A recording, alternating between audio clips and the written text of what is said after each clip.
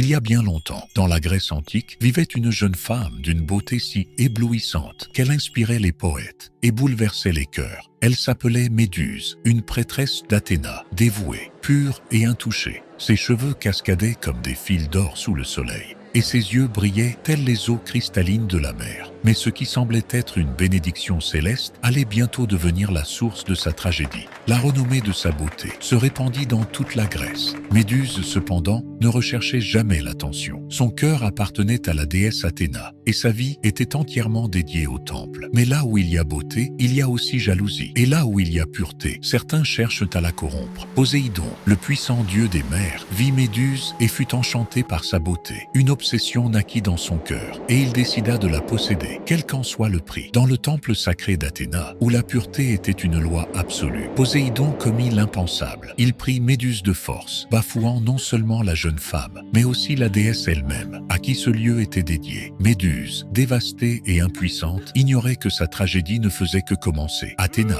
furieuse de voir son temple profané, tourna sa colère non pas contre Poséidon, mais contre Méduse. La déesse, dans sa justice implacable, transforma la jeune femme en une créature monstrueuse. Sa chevelure devint un nid de serpents vivants, et son regard, une arme mortelle qui pétrifiait quiconque osait le croiser. Méduse, maudite et redoutée, fut exilée sur une île désolée, appelée Sarpédon. Là-bas, sa solitude était sa seule compagne. Chaque jour était un rappel cruel de sa vie passée, désormais perdue à jamais. Avec le temps, Méduse devint une légende terrifiante. Des guerriers intrépides cherchaient à la tuer, non par compassion, mais pour la gloire. Chacun d'eux trouva sa fin, en croisant son regard, pétrifié sur le champ. Cependant, au-delà de la terreur qu'elle inspirait, il y avait une souffrance profonde. Méduse n'avait pas choisi d'être un monstre. Sa solitude et la perte de son humanité pesaient sur elle comme une malédiction aussi lourde que son apparence. C'est alors que Persée, un jeune héros choisi par les dieux, reçut une mission impossible, rapporter la tête de Méduse comme trophée. Persée voyagea jusqu'à l'île de Sarpédon. Là, il trouva l'antre de Méduse, sombre et mortel, parsemé des statues pétrifiées de ses anciens adversaires, comme un avertissement silencieux. Utilisant son bouclier comme un miroir, Persée évita de croiser directement le regard de Méduse. Il attendit le moment propice, observant le reflet des mouvements des serpents sur sa tête. D'un coup rapide et précis, il décapita la Gorgone, libérant ainsi Méduse de sa souffrance. Même après sa mort, l'impact de Méduse se fit sentir à travers le monde. Persée rapporta sa tête comme un trophée, mais elle devint bien plus que cela, une arme de pouvoir. Avec son regard pétrifiant toujours actif, la tête de Méduse se transforma en un outil divin pour soumettre monstres et ennemis. Cependant, sa mémoire dépassa la tragédie et la terreur, devenant un symbole de force face à l'injustice. La déesse Athéna intégra la tête de Méduse à son bouclier, l'égide, l'utilisant comme un emblème de protection et de puissance. Celle qui fut autrefois victime d'une malédiction devint une icône de pouvoir et de respect, prouvant que même dans la souffrance, il peut y avoir du sens. Ainsi, Méduse demeure éternelle dans l'histoire, non seulement comme la créature qui pétrifiait ceux qui osaient croiser son regard, mais aussi comme un symbole de résilience. Son histoire, marquée par la tragédie et l'injustice, résonne comme un rappel que, même face à la cruauté, il existe une force dans ce qui endure.